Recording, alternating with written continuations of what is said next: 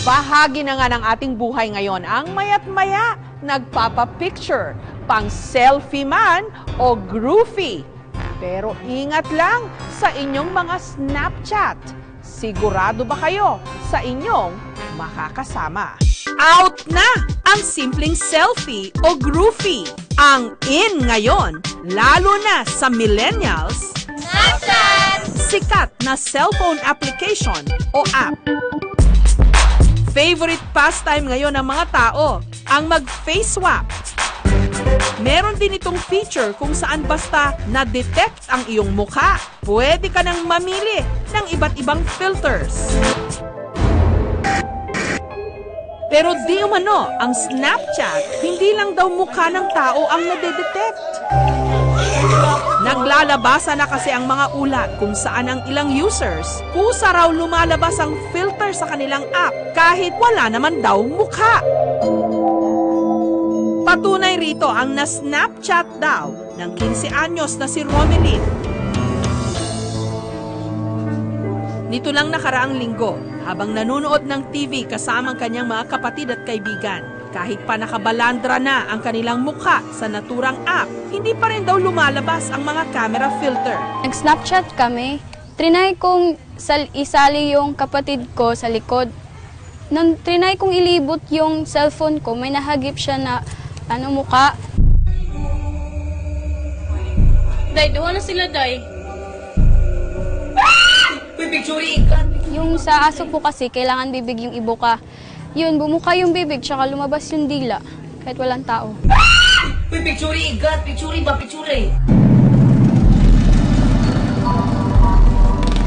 Kwento ng nanay ni Romelyn na si Hasmin.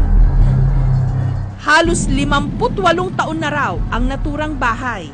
At noon pa man daw, di umano, meron na ritong nagpaparamdam. Habang nagluluto ako, kumakanta ako sa doon sa lutuan. Tapos parang yatang may nakatingin sa akin. Di lumabas ako. Sabi ko sa mga anak ko, "Oy, tinatakot niyo ako ha?" Sabi, "Ano ka? Tinatakot kasi dito lang kami nakapanood na nanonood lang ng TV." Yung sa kasambahay naman namin, yung dito lang yung bahay nila sa unahan. Sabi niya, "Pumasok ba daw ako?" Sabi ko, "Hindi naman ako pumasok dyan." Kasi sabang naglilinis ako dun sa sala at sa kusina, bakit may nagbukas na ng gripo dun sa CR? Minsan, pag may naririnig ako na may sa taas, hindi ko na lang naman pinapansin. Yung mga naglalakad-lakad lang, sabi ko sa sarili ko, "Ay naku, yun na namang mga kaibigan namin dyan. Oy, naglalaro-laro kayo dyan." Samantala, sinubukan ng aming team na muling mag-Snapchat sa lugar kung saan meron daw kababalaghan. Maya-maya lang.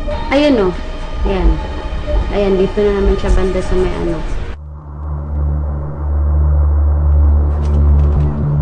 Nung araw na yon, may bumisitang albularyo sa bahay ni na Romelyn para suriin kung talaga bang may kakaiba sa kanilang bahay. Pagpunta ko rito kanina, mayroong mag-press aking katawan. Parang ginanon ka lang ng hangin, no? Hindi naman masyado kasi mababait eh. Kasi pag matatapang yung nandito, hindi tayo makakapasok.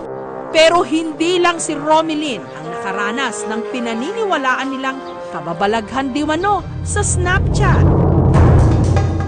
Ang call center agent na si Micah, 3 beses daw na nakaranas ng kakaiba nung siya'y nag-Snapchat.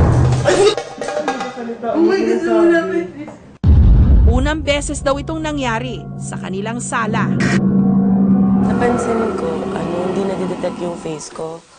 So, parang inalis ko yung camera sa face ko.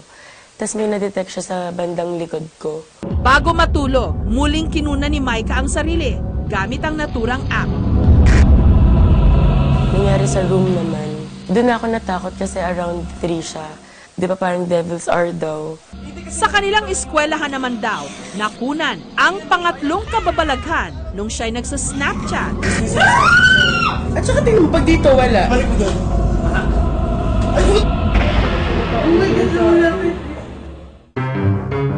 Sa pagkakataong ito, nag-imbita kami ng paranormal investigator sa bahay ni Micah. If it's the case na merong nagbumulto or merong multo dito, na gusto magparamdam, unang napagpalang namin, kumbaga magre-register ng positive.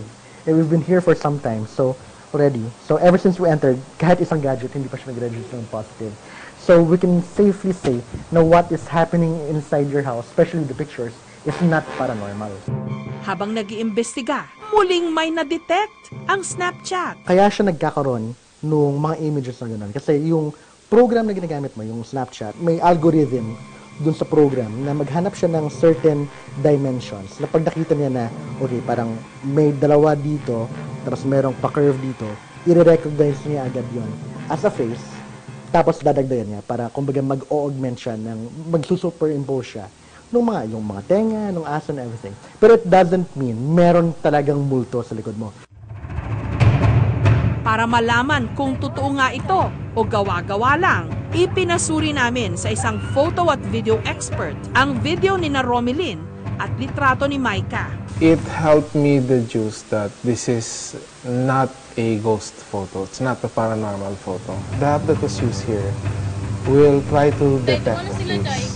Kung mapapansin niyo, every time that it detects a face, it detects it based on the frames on the wall.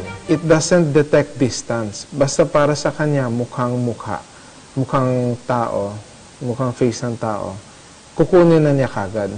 Nagtanong din kami ng ilang app expert. Ang Snapchat naman, hindi naman siya ginawa para mag-detect ng multo. Ang na-experience ng mga users ay system glitches.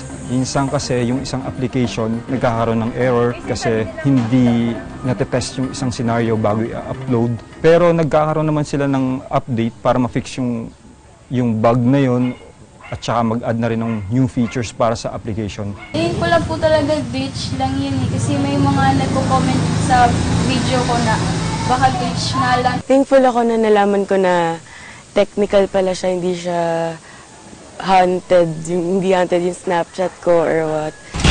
Isang kabalintunaan na ang app na may simbolo ng walang mukhang multo nadadamay ngayon sa ilang kwento ng di umano'y kababalaghan.